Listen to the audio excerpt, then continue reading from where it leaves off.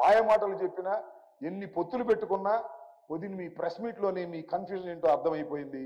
చివరికి పవన్ కళ్యాణ్ గారు ఎక్కడ నిలబడతాడో కూడా ప్రకటించుకోలేని అధ్వాన్నమైన పరిస్థితుల్లో జనసేన రాజకీయ పక్షం ఉంది. జనసేనకి 24 సీట్లు ఇస్తే ఎన్నే ప్రకటించింది? 5 సీట్లు ప్రకటించారు. మిగతా 12 ప్రకటించుకోలేని పరిస్థితి. There so much of confusion.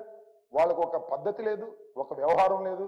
ఏదో స్వామి చెప్పింటూ top more US based e-learning platform. మీరు కూడా స్లాట్ బుక్ చేసుకోవాలంటే ఈ నెంబర్కి కాల్ చేయండి. విధానం చెడ్డ, ఫలితం ఉండాలట. పవన్ కళ్యాణ్ గారు జనసేనతో పొత్తు, పవన్ కళ్యాణ్ గారు భారతీయ జనతా పార్టీతో పొత్తులో ఉన్నానో అని ఆయన చెబుతున్నాడు. భారతీయ జనతా పార్టీ కూడా బాబు పవన్ కళ్యాణ్ పొత్తులో ఉన్నాడని చెబుతున్నారు. ఆ పొత్తులో ఉన్న ఆయన వచ్చి వీళ్ళ పక్కన కూర్చుని మరి సీట్లు పంపకం చేసుకున్నాడు. ఇదేం పొత్తు, ఇదేం వ్యవహారమో, ఇదేమి మోసమో, ఇదేమి అన్యాయమో, ఇదేనా విధానం? విధానం చెడ్డాడు, ఫలితం లేదు.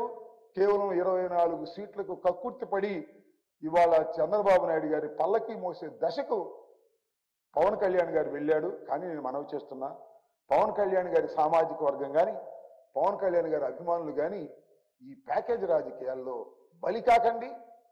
ఆయన పల్లకి మోయటానికి పవన్ కళ్యాణ్ గారు వెళ్ళినా మీరు వెళ్ళకండి. వెళ్ళారంటే ఇంతే సంగతులు ఈ రాష్ట్రాన్ని సర్వనాశనం చేస్తారనే విషయాన్ని మీరు గమనించాలని ఈ సందర్భంగా నేను మనవి చేస్తూ, రాబోయే ఎన్నికల్లో జగన్మోహన్ రెడ్డి గారి నాయకత్వంలో ఉన్నటువంటి రాజకీయ పక్షం వైఎస్ఆర్ కాంగ్రెస్ పార్టీ ఎందరు కలిసి వచ్చినా, ఎన్ని కట్టగట్టుకొచ్చినా, ఎన్ని గుంపులుగా వచ్చినా వైఎస్ఆర్ కాంగ్రెస్ పార్టీ 175 సీట్లు టార్గెట్ గా పెట్టుకొని వెళుతున్నాం.